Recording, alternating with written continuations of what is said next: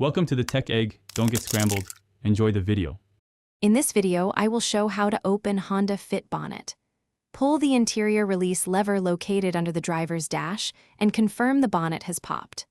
Walk to the front, find the secondary latch under the hood center, press or slide it, then lift the bonnet carefully and secure it with the prop rod or strut before working. Start by sitting in the driver's seat and locating the small lever near the left kick panel. Pull it firmly toward you until the bonnet makes a small pop sound.